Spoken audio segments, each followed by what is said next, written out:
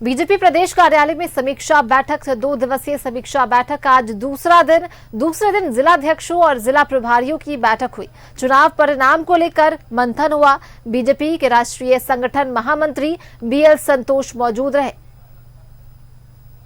BJP की समीक्षा बैठक का आज दूसरा दिन, आज प्रभारी और जिलाध्यक्षों के साथ मंथन। सदन में हिस्सेदारी को लेकर ओबीसी दागी मेहता कुशवाहा समाज के लोगों ने प्रदर्शन किया। वहीं इधर बीजेपी की समीक्षा बैठक का आज दूसरा दिन, चुनाव परिणाम को लेकर मंथन। प्रभारी और जिलाध्यक्षों के साथ बीएल संतोष भी इसमें मौजूद।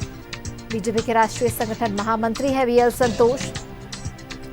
चुनाव परिणामों को लेकर ये बैठक हो रही है। बीजेपी प्रदेश कार्यालय में समीक्षा बैठक का आज दूसरे दिन जिलाध्यक्षों और जिला प्रभारियों की बैठक हुई।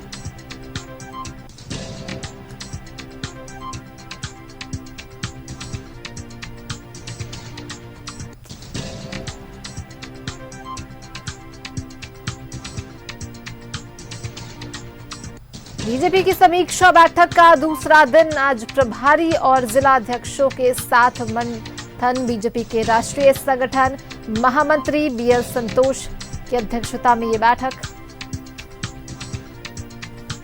विधानसभा में चुनाव में मिले हार की समीक्षा इस बैठक में की जा रही है। 2 दिवसीय ये बैठक।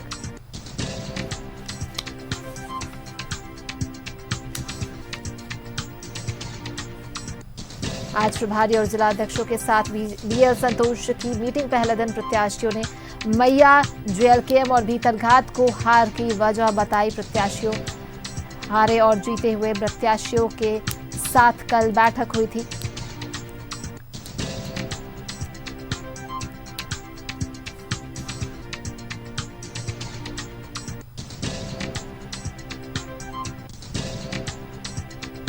दो दिवसीय समीक्षा बैठक का आज दूसरा दिन है। बीजेपी प्रदेश कार्यालय में ये बैठक चल रही है।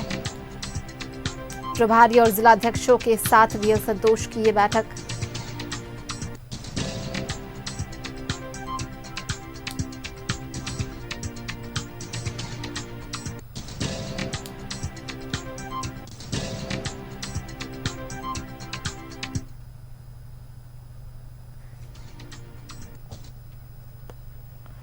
सहयोगी रुचि हमारे साथ बीजेपी कार्यालय से सीधे जुड़ रही है, उनका रुख कर लेते हैं।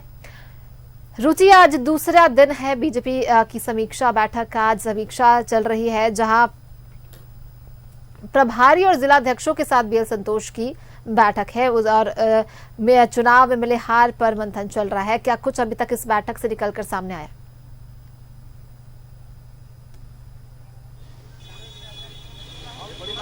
बिल्कुल देखिए रिचित में संगठन महामंत्री जो बीएल संतोष हैं वो लगातार बैठक ले रहे हैं, समीक्षा कर रहे हैं कि आखिर हार के कारण क्या रहे। ये देखिए आज की अगर दूसरे दिन की बैठक कहें तो लगातार बैठकों का दौर जारी भी है। एक बैठक समाप्त हुई है, तुरंत दूसरी बैठक भी प्रारंभ होगी। आज जिला अध्यक्षों के साथ, जिला प्रभारी के साथ, प्रदेश के पदाधिकारियों के साथ बैठक थी।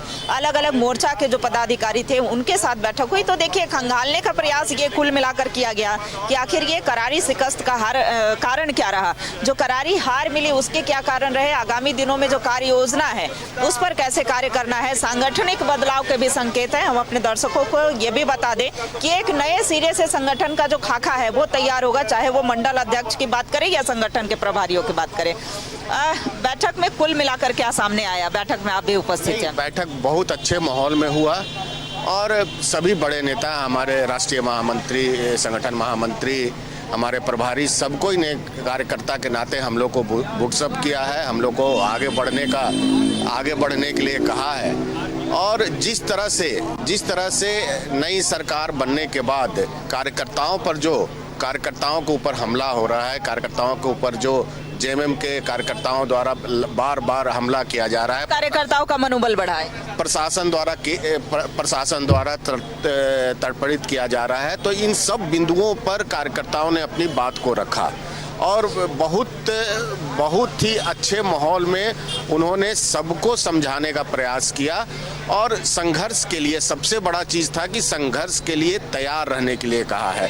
और हम कार्यकर्ता लगातार 5 साल जिस तरह से 5 साल संघर्ष किए हैं और हम अपने नेताओं के भरोसे पर खरा उतरने का काम करेंगे और आने वाला 5 साल भी हम संघर्ष के लिए तैयार हैं, चाहे हमें जेल भी क्यों ना जाना पड़े। बिल्कुल, तो देखिए संघर्ष करना है, 5 साल रिचितवी ये संघर्ष करेंगे। इधर आ जाइए आप। और भी कई लोगों की उपस्थिति यहाँ पर देखी जा रही है। कुल मिलाकर के ये बैठक में क्या समीक्षा की गई, क्या फीडबैक लिया गया? पहले एक और व्यक्ति हैं, कहाँ और किस जिले का प्रभार मिला था? हमको डाल्टनगंज विधानसभा का प्रभार था और हम गढ़वा जिला के पूर्व जिला अध्यक्ष हैं।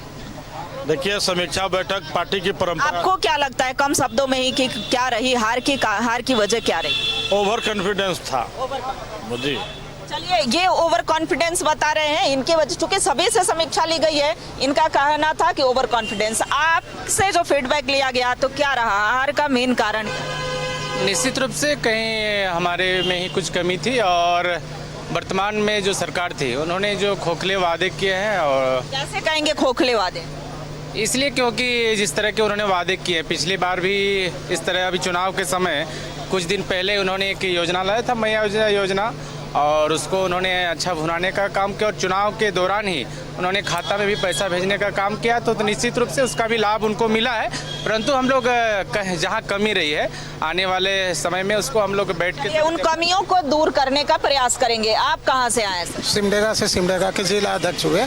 क्या हार रही सिमडेगा में? हार की वजह क्या? देखिए, हार की वजह वहाँ हम लोग के यहाँ सबसे ज़्यादा ईसाई बाहुल क्षेत्र है, उसमें त्रिकोणीय होता है, हम लोग जीतते हैं और उसमें एक मोहम्मडन की जो है कौन जीत रहा है उसको लास्ट में वो लोग देता है और इसी वजह से हम लोग की वहाँ हार हुई है। लेकिन हार के भी हम लोग जीत हुई है। इस मैंने 67,000 वोट हम लोग लाए हैं, इसलिए हम लोग ये ठगबंधन की सरकार है।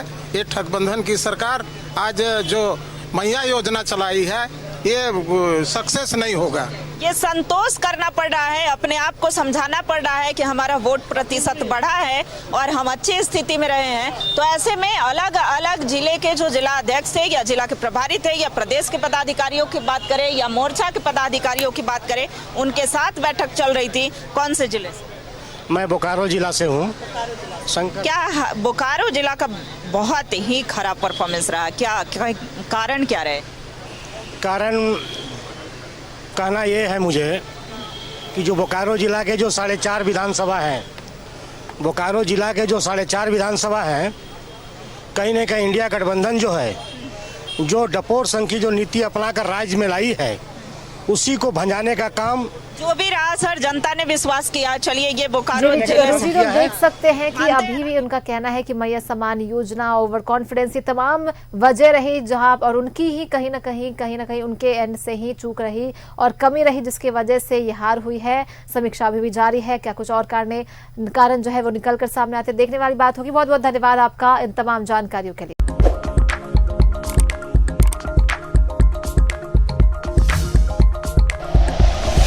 Like and share videos, subscribe करें हमारा चैनल और प्रेस करें बेल आइकॉन। न्यूज़ 11 भारत, सच है तो दिखेगा।